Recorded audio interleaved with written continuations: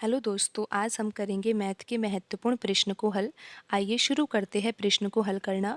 प्रश्न में दिया है कि ए, बी और सी की औसत आयु 84 वर्ष है। तो यहाँ पर हम इन तीनों की आयु का योग लिख सकते हैं, क्योंकि औसत दिया हुआ है 84 वर्ष। और औसत में अगर हम 3 का गुणा कर देते हैं, क्योंकि ये 3 व्यक्ति है, तो हमें यहाँ पर ये पता चल जाएगा कि इन तीनों की आयु का योग कितना होगा। 84 का गुणा 3 से किया जाएगा तो कितना आएगा, 252 वर्ष। ए, बी और सी इन तीनों की आयु का योग कितना है, 252 वर्ष है। प्रश्न में आगे दिया हुआ है कि डी के शामिल होने पर औसत आयु 80 वर्ष हो जाती है। 3 व्यक्ति तो पहले से ही है।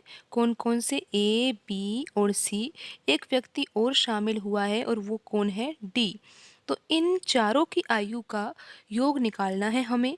तो यहाँ पर औसत आयु इनकी कितनी दे रखी है, 80 वर्ष दे रखी है। तो 80 में अगर हम गुणा कर दे 4 का गुणा इसीलिए किया जा रहा है क्योंकि 4 व्यक्ति है ये, और ये औसत जो है वो 4 व्यक्तियों की आयु का है। तो यहाँ पर इन चारों व्यक्तियों की आयु का योग कितना आ जाएगा, 320 वर्ष आ जाएगा। तो यहाँ पर ये है इक्वेशन 1 और ये है इक्वेशन 2। तो यहाँ पर इक्वेशन 1 और इक्वेशन 2 से हम आसानी से ये पता लगा सकते हैं कि डी की आयु कितनी होगी, क्योंकि इक्वेशन 1 से हमें ये पता लग रहा है कि ए, बी और सी इन तीनों की आयु का योग कितना है, 252 है। और इक्वेशन 2 से पता चल रहा है कि ए, बी, सी और डी इन चारों की आयु का योग कितना है, 320। तो डी की आयु तो यहाँ पर हम आसानी से पता लगा सकते हैं। 320 में से 252 घटाएंगे तो कितना आ जाएगा, यहाँ पर आ जाएगा 68। तो डी की आयु कितनी है, 68 वर्ष है। और यहाँ पर प्रश्न में दिया है आगे कि एक नया व्यक्ति ई जिसकी आयु डी से 4 वर्ष अधिक है। हमें यहाँ पर पता लग गया है कि डी की आयु 68 वर्ष है।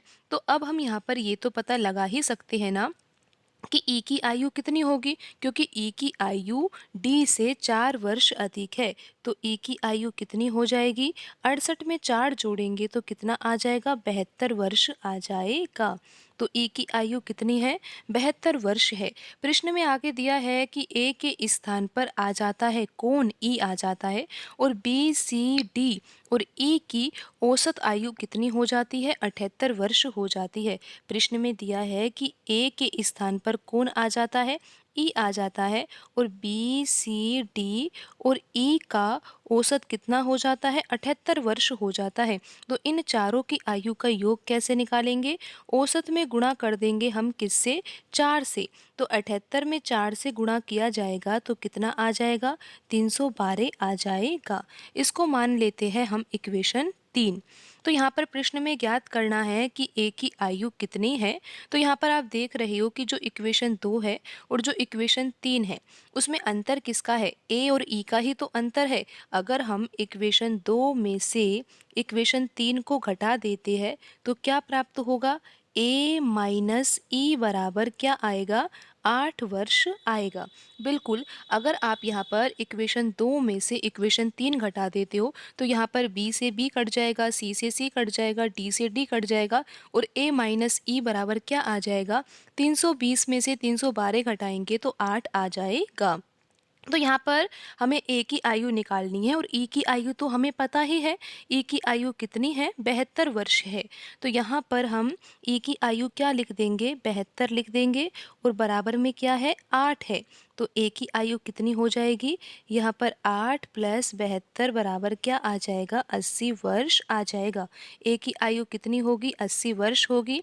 तो प्रश्न में पूछा भी तो यही गया है कि ए की आयु कितनी होगी। तो यहाँ पर जो ऑप्शन दिए हुए हैं उसमें से ऑप्शन सी में लिखा हुआ है 80 वर्ष।